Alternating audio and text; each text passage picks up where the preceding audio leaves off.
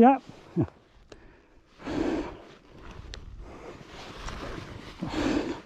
Fuck. Oh, yeah. Are you stuck? My foot's stuck, yeah. Doesn't hurt though. Perfect. Thank you. Oh. It's pretty obvious from this footage that I need a new motorcycle. New bike fever, it gets all of us. The latest models, tech upgrades, sleek designs, hard to resist. And what better time than the start of 2025, when all the new bikes are being reviewed. Winter in Alberta, new bikes about to flood the market, bike shows to attend, and dealers eager to sell. It seems obvious. I need a new bike. Or do I? What if there's a way to save money and have a better riding experience? What if the upgrade I really need isn't a new bike after all? You need to choose the right bike for the mission. The right bike depends on where and how you ride. These are two examples of selecting the wrong motorcycle, thanks to ChatGPT. But looking at this analytically, we should look at function versus performance. So let's break it down with some generic bell curves. Here, the vertical axis represents performance. The horizontal axis represents terrain difficulty from extreme off-road to smooth asphalt. Trials bikes and MotoGP bikes are specialized machines, excellent in their niche, but limited elsewhere. That's why the high score, but very narrow range. Adventure bikes, as shown in the middle, are all-rounders, capable across a range of terrain without excelling in any one area. And also, the horizontal axis at the bottom also has a color scale ranging from green to red, representing what I perceive to be the areas where you need the most technical skills, extensive training, and physical conditioning.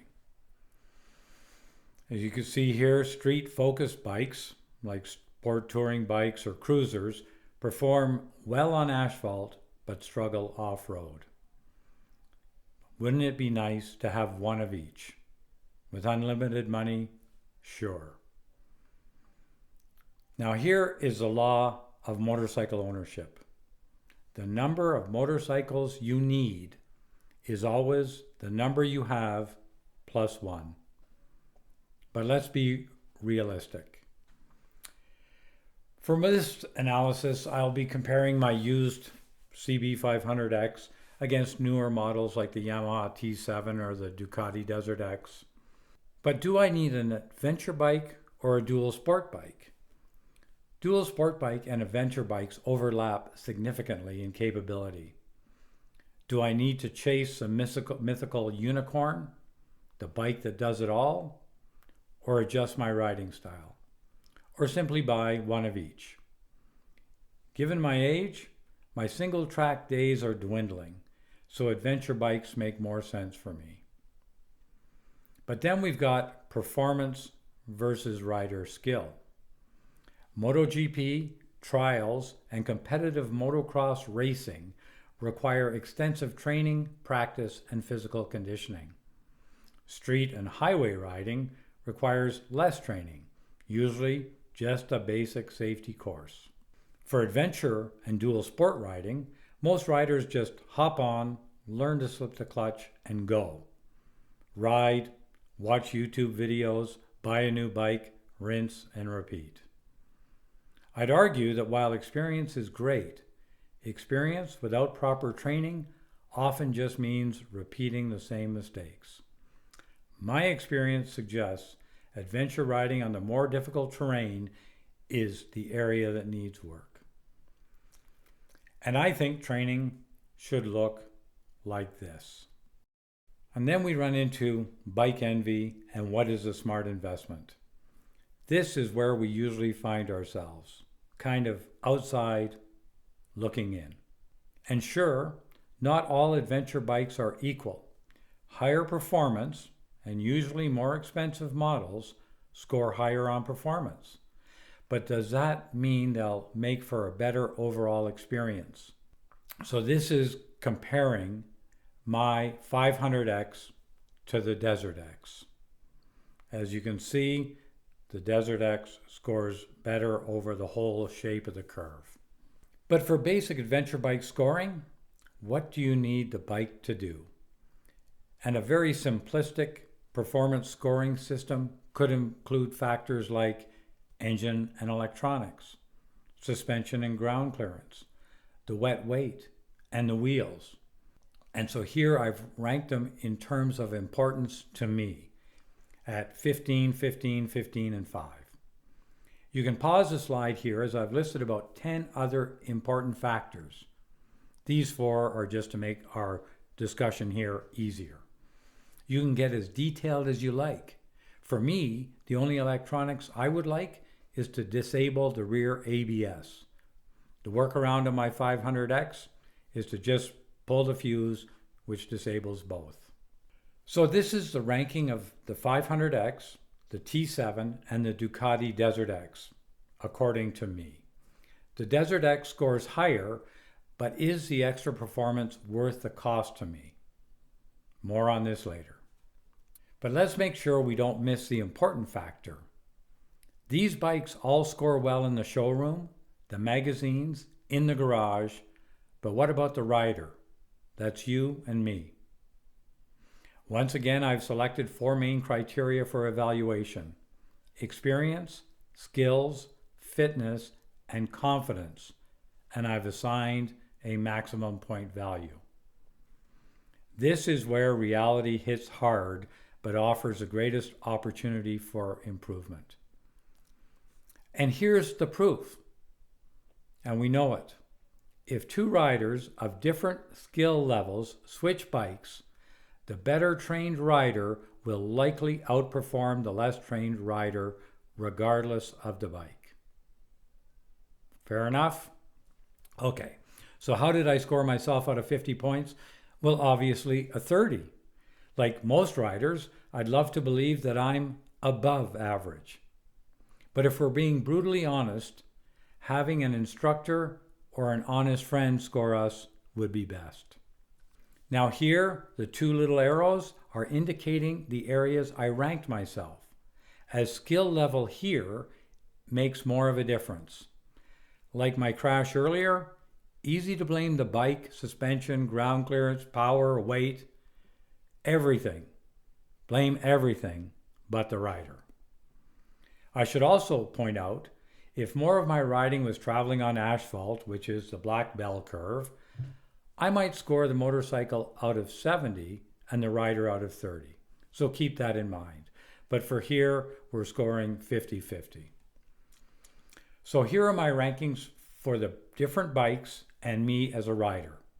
Combined with the CB500X, we score a 65. And now, here's a cost-benefit analysis based on my current riding skills versus the different bikes. The better bikes will increase my overall point value, but at a cost. You can see that upgrading the bike is going to cost me, on average, about $1,500 per point. And do note the caveat at the bottom of the slide. But maybe this is a gap I need to work on. There are 20 points available here. If skills training and fitness can improve my riding ability and overall score, perhaps that's a smarter investment than a new bike. We know new bikes are expensive. Training and fitness is usually far cheaper with greater long-term benefits. Many riders spend their money on new bikes, helmets, jackets, boots, gadgets, or accessories, farkles and modifications. It's easy to drop $1,000 little by little or all at once. Are we chasing the next bike instead of mastering the one we have? So what if we prioritized rider training and fitness instead? Could a Doug 2.0 be a better solution, a true upgrade to my riding experience. Here I would think I would see improvements in all areas of rider performance: physical conditioning, strength, cardio, flexibility, and especially core work to help with balance, endurance, and lifting the bike when necessary. And professional training. Instead of just riding more, structured training to accelerate my skill development and confidence. In my case, I think exercise and skills training will be about a 25% rider improvement, and that's giving me 7 points. So how does this compare to simply buying a new bike based on the 2 separate weekend courses and exercising? The cost per point seems very low. Because I'm about average in conditioning, this helps score a couple of inexpensive points simply by getting in better shape. Doug 2.0 on his original bike equates to Doug 1 spending about $5,000 or more. So while a new bike will give a sense of excitement, skill refinement will make me a better rider. Training will allow me to handle tougher situations with greater confidence and likely improve my safety, especially in the backcountry. Finally, skills training will elevate my riding ability on the bike I have now and any bike I have in the future. It's independent of the bike. So what's my own plan? I started working on my physical fitness in December. I'm currently looking for a structured rider training course, and I'll reevaluate my process in August. It looks like the best and cheapest upgrade I can make is in myself. So what do you think? Will your next investment be in your bike or in yourself? I would challenge you to invest in yourself first.